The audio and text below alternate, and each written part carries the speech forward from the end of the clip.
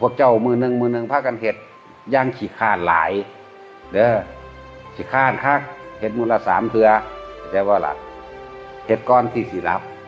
นอนอยู่นี่แม่นอนเฮ็ดได้นี่ถ้านอนเฮ็ดบ่ได้ก็ไปตายซะเด้อ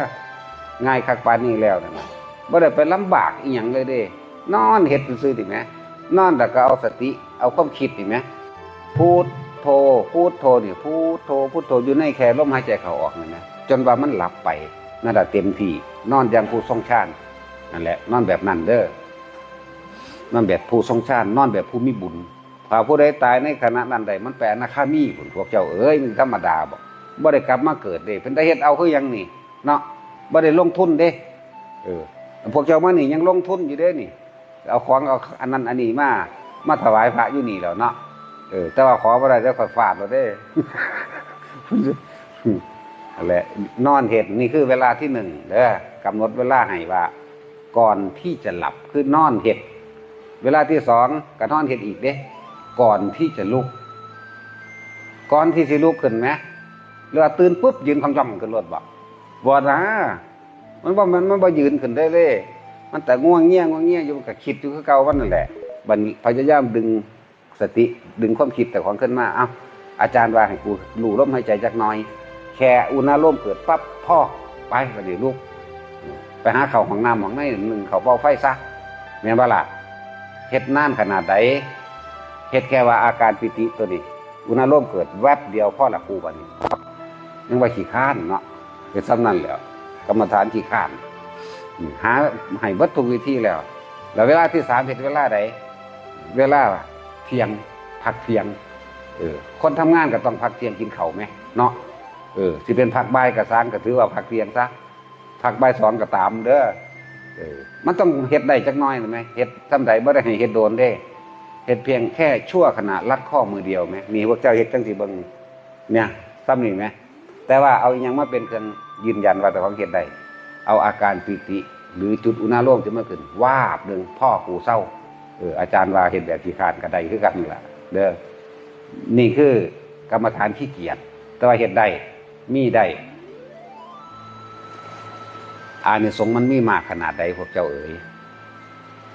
ป้องกันอบายภูมิได้เข้าใจว่าล่ะเนี่ยป้องกันเปรตอสุรกายเดรัจฉานตลอดทั้งนรกป้องกันได้องค์แห่งฌานองค์แห่งสมาธิองค์แห่งสมาบัติตัวนี้ที่รักษาเฮาเองและมันเป็นหยังจังบ่ตกตายนรกตายโดยตกนรกเพราะว่าเทวดาผู้เกิดก่อนหรือเจ้ากรรมนายเวรที่ได้บุญในขณะที่เฮาเฮ็ดได้เข้าใจบ่ผู้เขาตายก่อนนั่นหรือว่าผู้เขา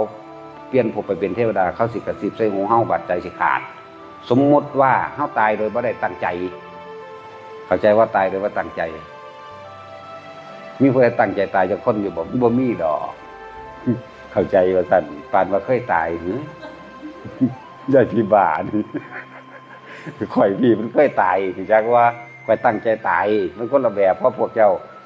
บ่มีผู้ใดตั้งใจตายดอกนะบางคนถือฟ้าผ่าเพี้ยงตายเลยตั้งใจอยู่ว่านั่นน่ะแม้ว่าล่ะรถส้นกันปัวตายซ้ำหัวใจวายซึบตายซ้ำเนาะจังเสร็จแล้วอานิสงส์ของที่เฮาเคยทรงฌานไว้ตัวนั้นแหละที่มากระซิบใส่หูเฮาเองแบบอานิสงส์ตัวนั้นเสียให้เฮาไปเป็นพรหมเองอย่างน้อยๆเฮาเป็นผู้ตกอยู่ในพรหมกายิกาพวกเจ้าเคยสวดบ่ได้นี่ธรรมจักรพรหมกายิกานางสัตตังสุตวาแล้วก็พรหมปริสัชชาปโรหิตาไล่ขึ้นไปเรื่อยไล่ขึ้นไปเรื่อยนั่นแหละนี่มันมีอานิสงส์ขนาดนั้นน่าจะเฮ็ดเอานี่สำหรับคนขี้ข้านเฮ็ดจักบ่แต่ว่ามีบทฝึกเด้อบทฝึกบรรลุธรรมก็ได้เด้ในขณะที่เฮ็ดน้อยๆนั่นก็สร้างดอกในขณะที่เฮานอนเฮ็ดนี่นอนเฮ็ดไปนอนเฮ็ดว่านั่นน่ะบรรลุธรรมก็ได้เด้อจังว่าฟังไปเฮ็ดไปจ้ะ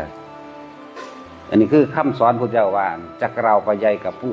ผู้ทำให้มากผู้ทำให้บ่อยผู้ทำให้ชินผู้ทำให้มากผู้ทำให้บ่อยผู้ทำให้ชินอย่างหนึ่งกับพวกขี้ข้านเมื่อกี้นี่คือพวกเจ้าพวกขี้ข้านนี่ก็ยังไปเป็นพรหมได้เด้แล้วพวกเจ้าก็ได้ยินได้ฟังธรรมเหล่านี้ไว้แล้วนี่เป็นคำสอนพวกเจ้าไว้แล้วนี่เนาะพวกเจ้ามีสิทธิ์และมีโอกาสที่บรรลุข้างบนได้อีก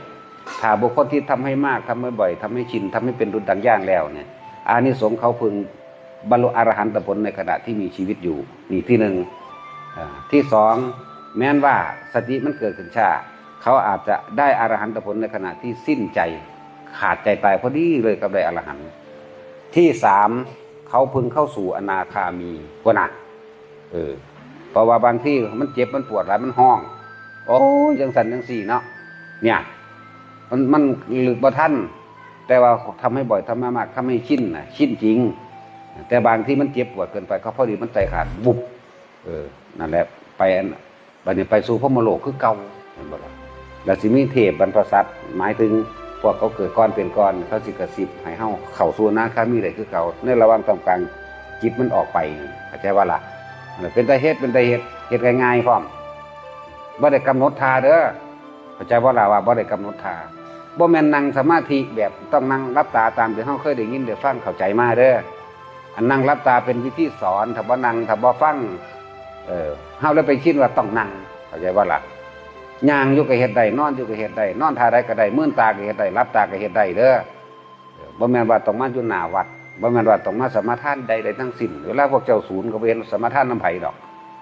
ฝากกันโลดนะคำแอวใส่ขึ้นดีบ่ดีอีหานี่แวด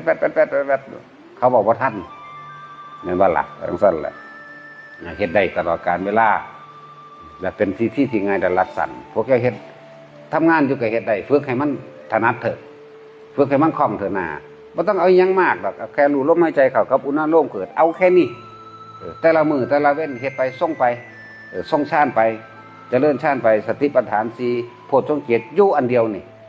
อยู่นี่แหละคำว่าโพชฌงค์7คือองค์แห่งการตรัสรู้นี่ข้อยกำลังสอนองค์แห่งการตรัสรู้เลยเด้นี่บรรลุเลยเด้นี่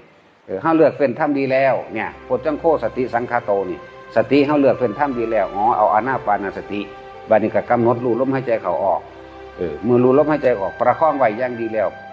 ปิติก็เกิดเมื่อปิติเกิดแล้วปัสสติคือความสงบเย็นนี่มันดับทุกอย่างเลยคำว่าสงบเย็นนี่พวกเจ้าบ่คิดถึงผู้นั้นผู้นี้แล้วเด้นี่นะบ่อยากได้ดีมีเป็นกับไผแล้วเนี่ยปัสสติเกิดแล้วสมาธิก็จิตตั้งมั่นจิตตั้งมั่นก็แสดงว่าบ่คิดถึงไผถ้าคิดตั้งมั่นบ่คิดถึงไผแล้วมันก็เป็นอุเบกขาเองตัวนั่นเป็นอุเบกขาแล้วมันเป็นบรรลุเลยเด้ตอนนั้นน่ะแต่ว่าพวกเจ้าสิรักษาเวลามันได้นานขนาดใดมื้อนี้กูดับได้จากว่าบรรลุได้หรือว่าถึงได้ในขณะนี้1วินาที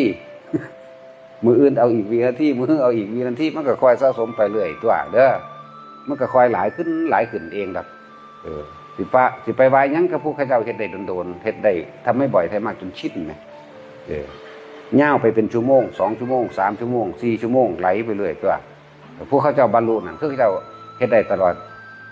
ดบ่นอนหลับเข้าใจบ่เว้นไว้แต่นอนหลับนี่สติของข้าเจ้าเลยอยู่จังซั่นตลอดนั่นแหละเอิ้นว่าบรรลุนะมันบ่ได้คิดอยากได้อยากดีอยากฆ่าไปได้ล่ะนะมันเห็นผู้นั้นผู้นี้เฮ็ดหยังมันญาติมันออกจากตัวนี้มันบ่ได้สนใจคิดนั่นคำว่าสมาธิแปลว่าจิตตั้งมั่นเด้อมั่นอยู่ในลมนี่แหละถ้าสิว่ามันสิบ่มีแนวเทียบมั่นกับหยังคือว่าอีกธรรมดาบ่มั่นกับว่างๆอยู่กับความว่างๆอยู่กับความว่างๆทั้งๆสิมีสิ่งกระทบกระทั่งทั้งๆที่เห็นบุคคลสัตว์สิ่งของทั้งๆที่ได้ยินเสียงนั้นเสียงนี้นี่แหมแล้วก็เฮ็ดให้มันชินได้ตลอดการทุกเมื่อเพราะว่าเฮาสิแล่นอยู่กับสร้างจางอยู่กับสร้างกินเข้าอยู่กับสร้างเถอะหน้าฝึกไปเถอะเดี๋ยวก็เป็นเองของมันเอาละพอ